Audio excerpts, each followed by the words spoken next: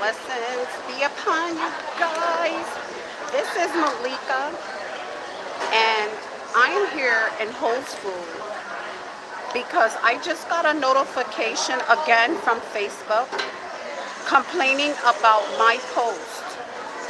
Like I said in my original post, in retaliation for them complaining to me about my post, like I said, if I was not black, they will let you post all type of perverted stuff on social media.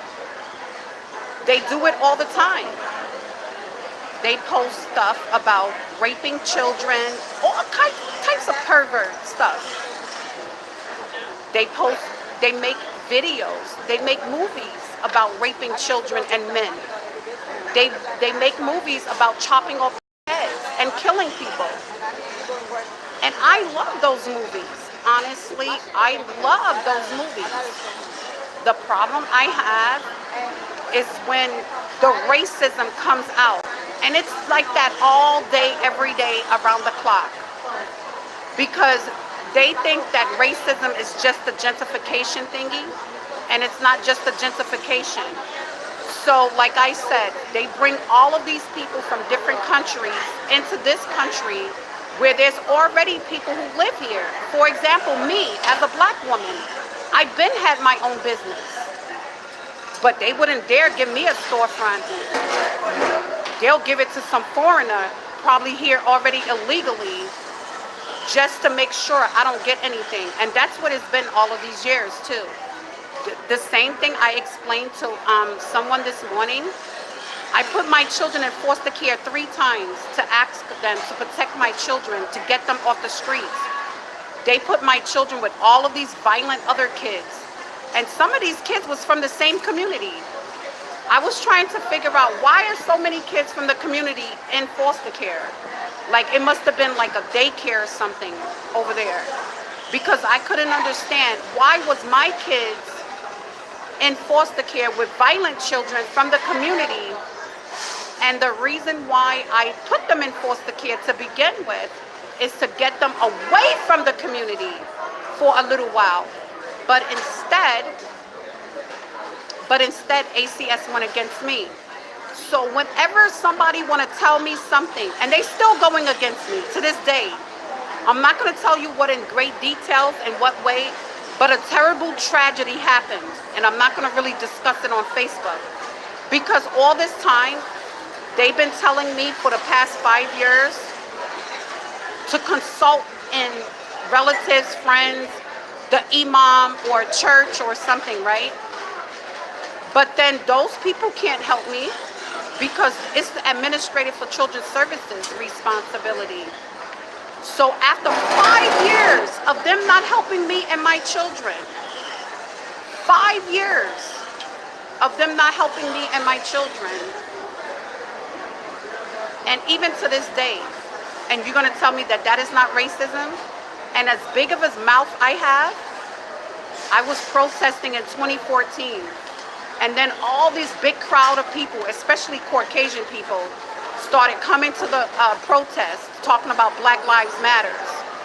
Where are all those Caucasian people now talking about Black Lives Matters? Where are you? Question mark. And then on top of it all, not only where are you, but I thought Black Lives Matters. You didn't help make my 3 little daughters' lives matters, but you're still building buildings in Harlem. So how can you tell me to love what you give me? That's why I say I wouldn't want to mix with the white people. The majority of them, no, I do not. And I'm glad that there was segregation. Segregation was better for black people. Yes, it was better. Because all the other people of all the other races gets to mix and mingle with us. And we are at the bottom.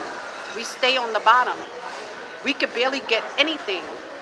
And then there are different groups of people, black people, supposedly represented by white people, talking about reparations.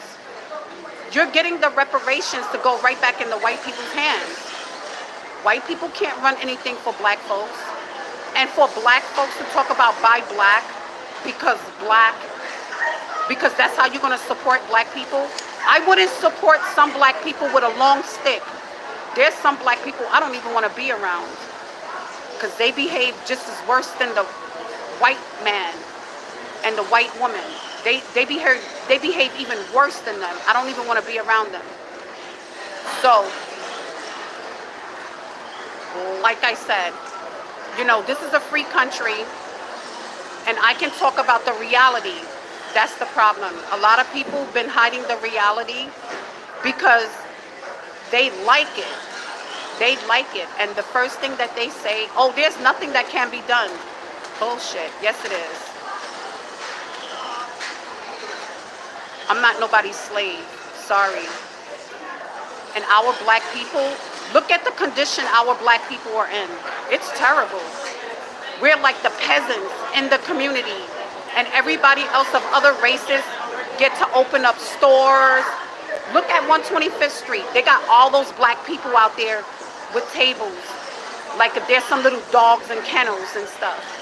And then they have all of these white people opening up all these big businesses around here, beautifying everything. And they bring their friends to come and enjoy this stuff. While we can't even afford most of the stuff anyway. My daughter, who's married, and she's pregnant, she can't afford to live in Harlem.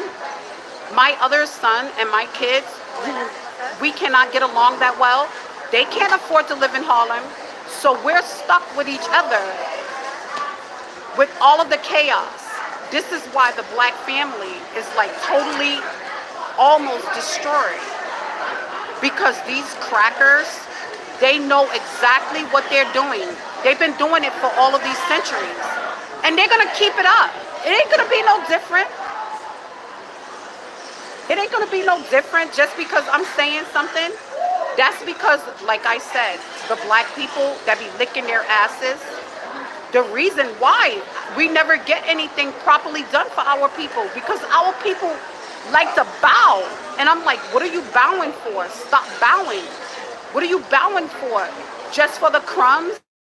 If we gotta starve to get what we need to get instead of this torture, then let's do it. But they're like, oh no, but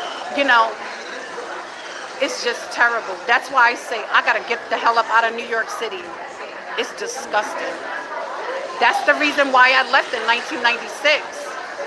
Because it was filthy then, and it's still filthy now, and it's even worse now.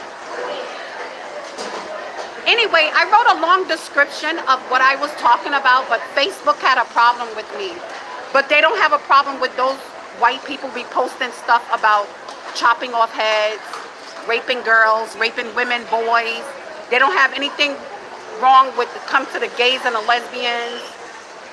They don't have nothing wrong with they post all those pictures of the black girls and the black men beating the shit out of black women. They don't have a problem with that.